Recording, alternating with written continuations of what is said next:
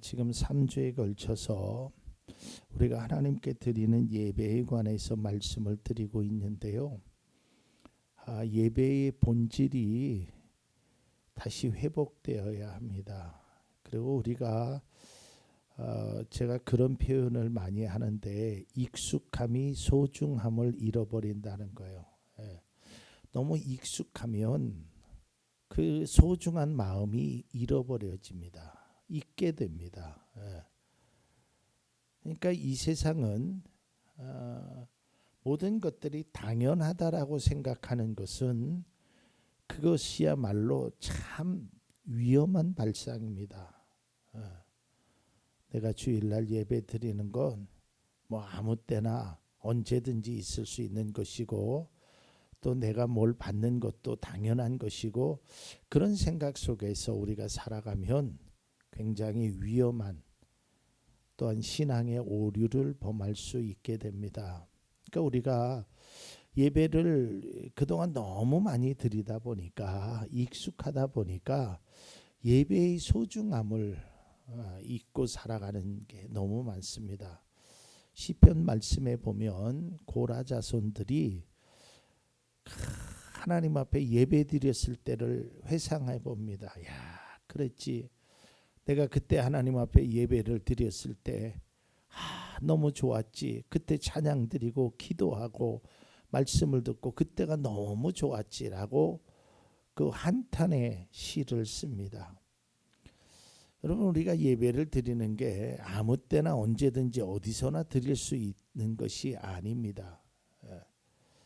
그러니까 우리는 이 예배가 또 우리의 신앙이 어떤 신앙을 가져야 되냐면 내가 이것이 정말 마지막처럼 내 인생의 마지막 예배처럼 그런 마음가짐으로 예배를 드려야 됩니다. 왜냐하면 예배는 너무 소중한 것이기 때문에 그렇습니다.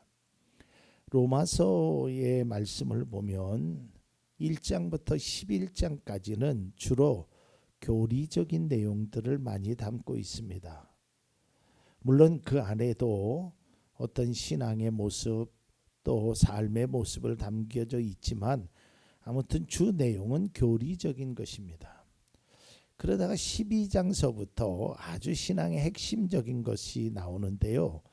그 핵심적인 첫 번째가 오늘 사도 바울이 얘기한 것처럼 여러분 합당한 예배를 드리십시오.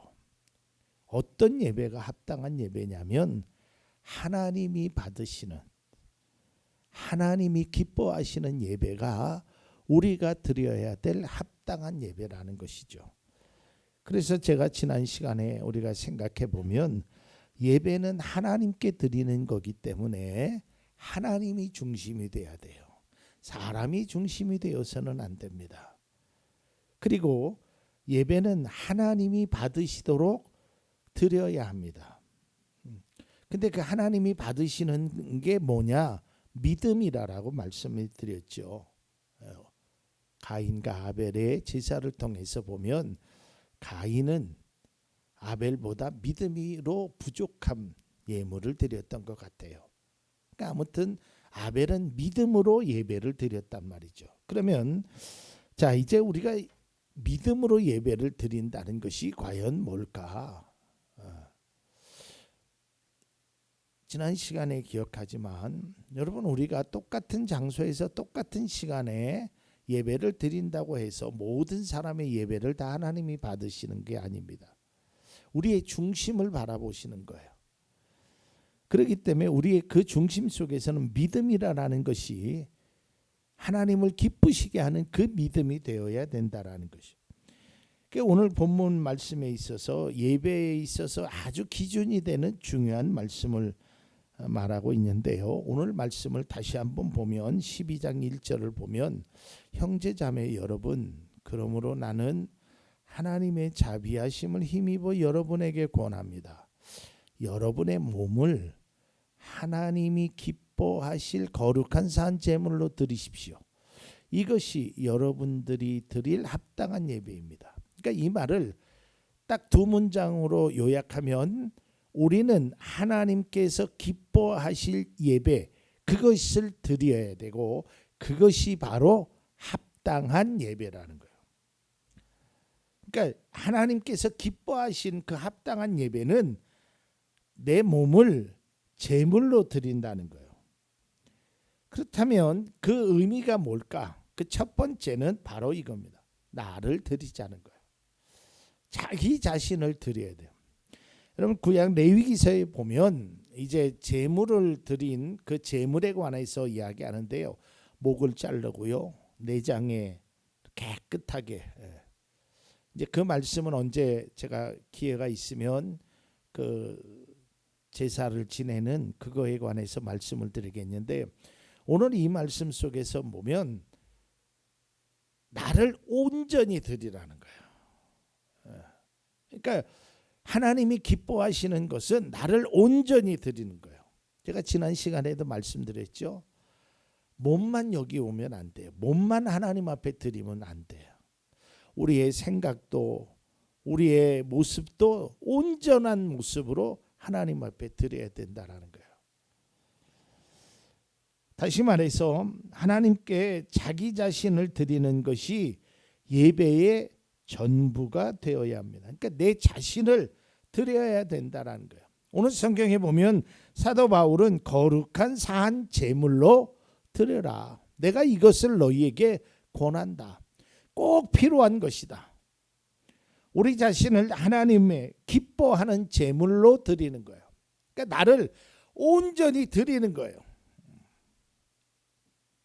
결국은 내가 죽어야 합니다.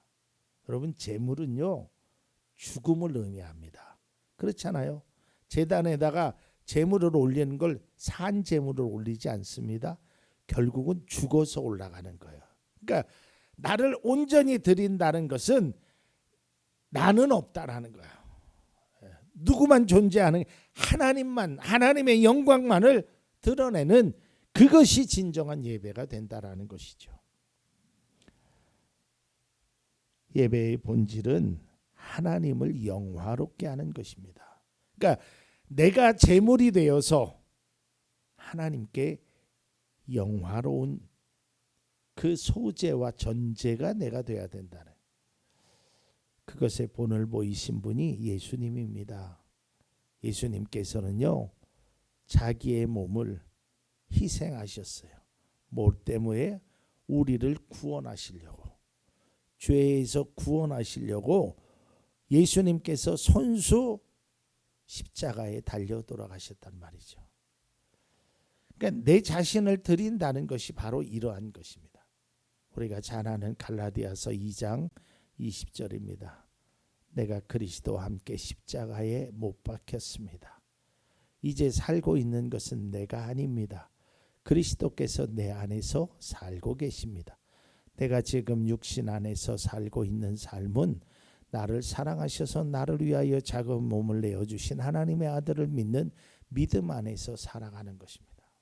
그러니까 하나님 앞에 예배 드린다는 것은 내가 죽는 거예요. 누구와 함께? 예수님과 함께 죽는 거예요. 그러니까 그런 각오나 그런 모습으로 하나님 앞에 드려야 된다는 거예요. 내가 아닌 나의 삶의 주인은 예수 그리스도다. 그것이 고백이 돼야 되고 그것이 중심이 돼야 되고 그것이 예배의 본질이 되어야 된다는 거예요. 그러니까 예배 속에서는 내가 죽어야 돼요. 내 자아가 죽어야 되고 내 욕심이 죽어야 되고 내 정욕이 죽어야 되고 내 삶이 다 죽어야 되는 거예요.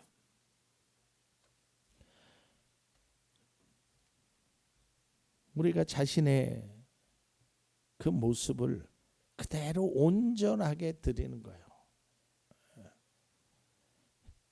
그러니까 여러분 자아가 죽는다는 게 쉬운 게 아니에요. 자아가 죽는다는 것은 나는 없다라는 거예요. 그러한 각오와 그러한 어떤 다짐으로 예배를 드려야 된다라는 거예요. 제가 이 예배를 드린다고 했을 때 첫 시간에 그런 말씀을 드렸죠. 우리가 주일날 예배를 드리는 것은 의무이지만 우리가 예배를 드리는 자세는 의무감으로 드려서는 안 된다 그랬어요. 주일날 예배를 드려야 되니까 드려야 되는 이게 아니란 말이에요. 예배를 드려야 되니까 드리지만 그 예배 속에서는 나의 진실함과 나의 자발성과 내 자아를 다 내려놓을 수 있는 그런 예배가 진정으로 하나님이 기뻐하시는 예배고 하나님 앞에 합당한 예배란 말이에요.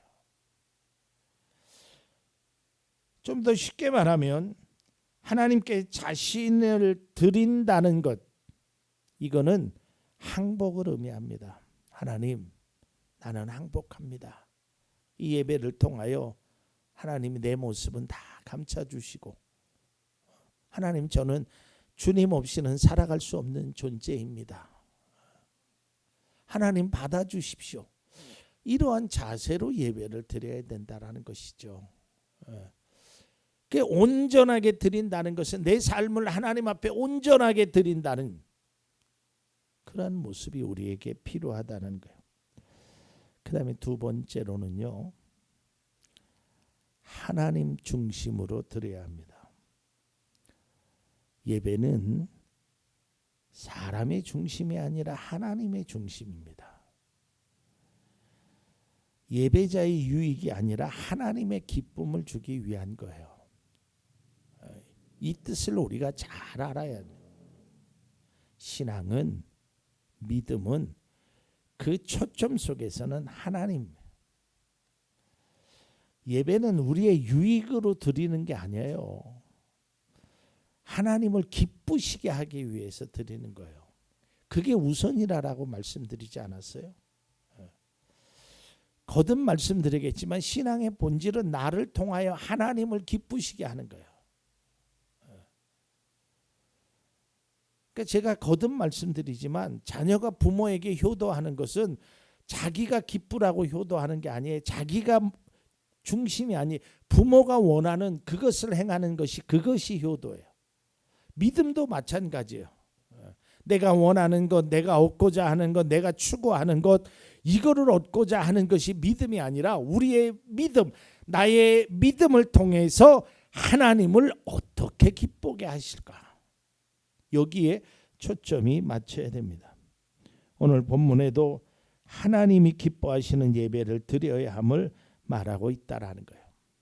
그래서 우리의 예배는 하나님이 기쁘시고, 마지막 세 번째는 아주 중요한 겁니다. 삶 자체를 드려야 합니다. 예배에서 이게 너무 중요해요. 오늘날 교회의 가장 큰 문제가, 큰 숙제가 뭐냐면 우리의 신앙과 우리의 행동이 일치되지 않는다는 거예요. 너무 다르다는 거예요.